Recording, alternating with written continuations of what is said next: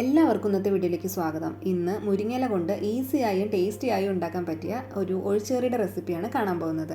അപ്പോൾ അതെങ്ങനെയാണെന്ന് കണ്ടു നോക്കാം അല്ലേ. ഇതുണ്ടാക്കാനായി നമ്മൾ ആദ്യം ഒരു അരപ്പ് തയ്യാറാക്കി എടുക്കണം. അതിലേക്ക് കുറച്ച് അധികം തന്നെ നാളികേരം ഞാൻ എടുത്തിട്ടുണ്ട്.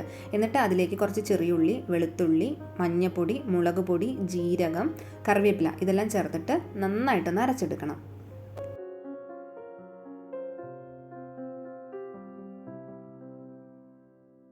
ഞാനിവിടെ മുരിങ്ങയില ഊരി വെച്ചിട്ടുണ്ട്. ഇനി ഇത് നന്നായിട്ടൊന്ന് കഴുകിയെടുക്കണം. മുരിങ്ങയില കഴുകിയെടുക്കാൻ കുറച്ച് പണിയുണ്ട്, എന്നാൽ അതിൽ പൊടിയൊക്കെ ഉണ്ടാവില്ലേ, അപ്പോൾ അതുകൊണ്ട് എന്തായാലും നമ്മൾ കഴുകിയെടുത്തേ പറ്റുള്ളൂ. ഇനി ഇത് ഉണ്ടാക്കാൻ തുടങ്ങാണ്. അതിനായിട്ട് ഒരു ചട്ടി അടുപ്പത്ത് വെച്ച് അതിലേക്ക് കുറച്ച് വെളിച്ചെണ്ണ ഒഴിച്ച് കൊടുത്തിട്ടുണ്ട്. എന്നിട്ട് കുറച്ച് കടുകിട്ട് പൊട്ടിച്ചെടുക്കുക. അതിനുശേഷം വറ്റൽമുളക്, കറിവേപ്പില, നീളത്തിൽ അരിഞ്ഞ് വെച്ചിരിക്കുന്ന ചെറിയുള്ളി എല്ലാം ചേർത്തിട്ട് നന്നായിട്ടൊന്ന് വഴറ്റിയെടുക്കുക. ഇനി ഇതിലേക്ക് കഴുകി വെച്ചിരിക്കുന്ന മുരിങ്ങയില ചേർത്ത് കൊടുക്കുകയാണ്. 2-3 മിനിറ്റ് മീഡിയം ടു ഹൈ ഫ്ലെയിമിൽ വെച്ചിട്ടൊന്ന് ഇളക്കി കൊടുക്കുക.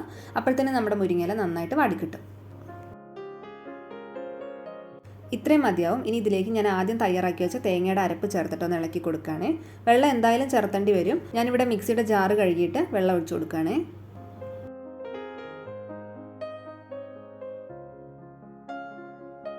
ഇനി ഇതിലേക്ക് ആവശ്യത്തിന് ഉപ്പ് ചേർത്തിട്ടൊന്ന് ഇളക്കി യോജിപ്പിക്കുക. അതിനുശേഷം അടച്ചു വെച്ചിട്ട് 4-5 മിനിറ്റ് ലോ ഫ്ലെയിമിലിട്ടൊന്ന് കുക്ക് ചെയ്തെടുക്കുക.